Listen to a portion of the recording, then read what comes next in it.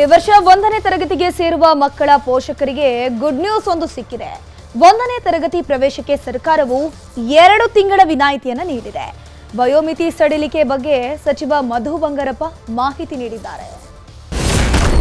ಕೊನೆಗೂ ಪೋಷಕರಿಗೆ ಸಿಕ್ತು ಗುಡ್ ನ್ಯೂಸ್. 1ನೇ ತರಗತಿ ಪ್ರವೇಶಕ್ಕೆ 2 ತಿಂಗಳ ವಿನಾಯಿತಿ. 1ನೇ ತರಗತಿಗೆ ದಾಖಲಾತಿ ಮಾಡುವ ಸಂಬಂಧ 60 ದಿನಗಳ ವಿನಾಯಿತಿಯನ್ನು ನೀಡಲಾಗಿರುತ್ತದೆ. ನೂತನ ಶೈಕ್ಷಣಿಕ ವರ್ಷದ ಹೊಸ್ತಿಲಲ್ಲಿರುವಂತಹ ಶಾಲಾ ಮಕ್ಕಳ ಪೋಷಕರಿಗೆ ಕೊನೆಗೂ ಗುಡ್ ನ್ಯೂಸ್ ಸಿಕ್ಕಿದೆ. ರಾಜ್ಯ ಸರ್ಕಾರ 1ನೇ ತರಗತಿ ಪ್ರವೇಶಾತಿ ವಯೋಮಿತಿಯನ್ನ ವಿನಾಯಿತಿ ಮಾಡಿದೆ. 1ನೇ ತರಗತಿಗೆ ಸೇರಿಸಲು 6 ವರ್ಷ ವಯಸ್ಸು ಆಗಿರಬೇಕು ಅನ್ನೋ ನಿಯಮ ರೂಪಿಸಲಾಗಿತ್ತು. ಇದರಿಂದಾಗಿ ಸುಮಾರು 2 ಲಕ್ಷಕ್ಕೂ ಅಧಿಕ ಮಕ್ಕಳಿಗೆ ತೊಂದರೆಯಾಗಿತ್ತು. ಲಕ್ಷಾಂತರ ಪೋಷಕರು ಆತಂಕಕ್ಕೆ ಒಳಗಾಗಿದ್ರು. ಮಕ್ಕಳು 1 ವರ್ಷ ಶೈಕ್ಷಣಿಕ ಹಿನ್ನಡೆ ಅನುಭವಿಸುತ್ತಾರೆ ಅನ್ನೋ ಭೀತಿಯಲ್ಲಿದ್ರು. ಈ ಕುರಿತು ನಿಮ್ಮ ನ್ಯೂಸ್ 18 ಕನ್ನಡ ಕೂಡ ಧ್ವನಿ ಎತ್ತಿತ್ತು.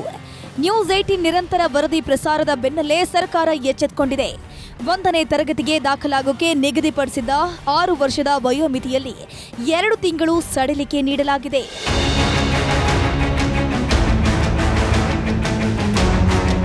ಈ ಬಗ್ಗೆ ಸದನದಲ್ಲಿ ಮಾತನಾಡಿದ ಶಿಕ್ಷಣ ಸಚಿವ ಮಧು ಬಂಗಾರಪ್ಪ, 1ನೇ ತರಗತಿಗೆ ಸೇರುವ ಮಕ್ಕಳಿಗೆ ವಯಸ್ಸಲ್ಲಿ ವಿನಾಯಿತಿ ನೀಡಲಾಗಿದೆ. ಈ ಹಿಂದೆ 1ನೇ ತರಗತಿಗೆ ಸೇರೋಕೆ 6 ವರ್ಷ ಕಡ್ಡಾಯ ಮಾಡಲಾಗಿತ್ತು. ಪೋಷಕರ ಮನವಿ ಮೇರೆಗೆ 5 ವರ್ಷ 10 ತಿಂಗಳವರೆಗಿನ ಮಕ್ಕಳು ಶಾಲೆಗೆ ದಾಖಲಾಗೋಕೆ ಅನುಮತಿಯನ್ನ ನೀಡಲಾಗಿದೆ.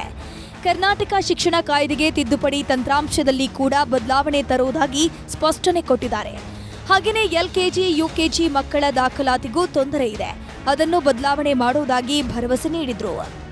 1ನೇ ತರಗತಿಗೆ ದಾಖಲಾತಿ ನೀಡುವ ಸಂಬಂಧ 60 ದಿನಗಳ ಸಡಿಲಿಕೆಯನ್ನು ನೀಡಲಾಗುತ್ತದೆ ಹಾಗೂ ಈ ಸಂಬಂಧ ದಾಖಲಾತಿ ತಂತ್ರಾಂಶದಲ್ಲಿಯೂ ಸಹ ಬದಲಾವಣೆ ಮಾಡಲಾಗುವುದು.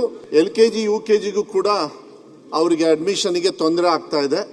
ಅಲ್ಲಿಗೂ ಕೂಡ ಹೊಸದಾಗಿ ಒಂದು ಕಾನೂನನ್ನ ನಾವು ಆದಷ್ಟು ಬೇಗ ತಂದು ಇದನ್ನ ಪರ್ಮನೆಂಟ್ ಆಗಿ ಒಂದು ಸೊಲ್ಯೂಷನ್ ಮಾಡ್ತಕ್ಕಂಥದ್ದು ಮಾಡ್ತೀವಿ.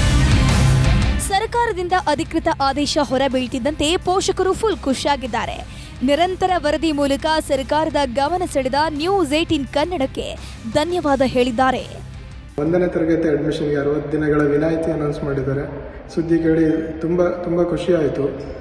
ನಾನು ಪೋಷಕರ ಪರವಾಗಿ ಈ ಮೂಲಕ ನನಗೆ ಈ ಹೋರಾಟದಲ್ಲಿ ಸಹಕರಿಸಿದಂಥ ನ್ಯೂಸ್ 18 ತಂಡಕ್ಕೆ ತುಂಬ ಧನ್ಯವಾದಗಳನ್ನ ಹೇಳಲಿಕ್ಕೆ ಇಷ್ಟಪಡ್ತೀನಿ. ಒಟ್ನಲ್ಲಿ ಸರ್ಕಾರವು ವಯೋಮಿತಿ ಸಡಿಲಿಕೆ ಮಾಡಿರೋದು ಲಕ್ಷಾಂತರ ಪೋಷಕರು ನೆಟ್ಟಿಸುರು ಬಿಡುವಂತಾಗಿದ್ದು ಮಾತ್ರ ಸುಳ್ಳಲ್ಲ.